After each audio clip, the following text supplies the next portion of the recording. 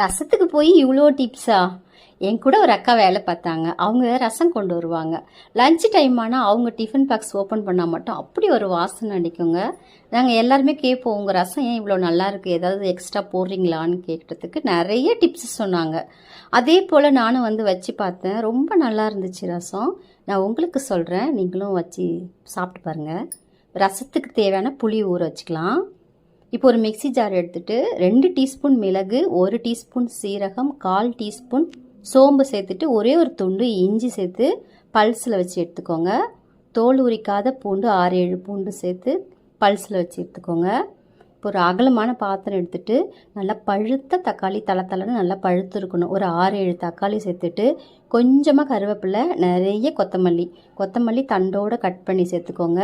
ஒரு 1/2 டீஸ்பூனுக்கு மஞ்சள் தூள், ரசத்துக்கு தேவையான உப்பு, மிளகு சீரகத்தையும் சேர்த்துட்டு அரிசி கழுவுன தண்ணி 1 கப்பு, புளி கரைச்ச தண்ணி 1 கப்பு, இது எல்லாத்தையும் சேர்த்துட்டு ஒரு தக்காளியாக கையாலேயே உடச்சி நல்லா கரைச்சி விட்டுக்கோங்க.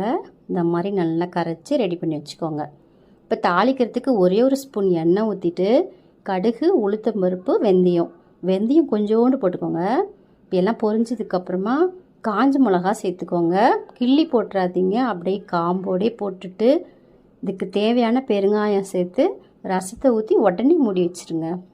ஒரு 10 நிமிஷத்தில் இந்த மாதிரி நல்லா நுரைச்சி வரும். இப்போ ஸ்டவ் ஆஃப் பண்ணிவிட்டு அப்படியே மூடி வச்சுருங்க. அப்புறம் போட்டு சாப்பிட்டு பாருங்களேன். ரொம்ப டேஸ்ட்டாக இருந்துச்சு. ரொம்ப ரொம்ப நல்லா இருந்துச்சு இந்த ரசம். கண்டிப்பாக செஞ்சு பாருங்கள். தேங்க்யூ.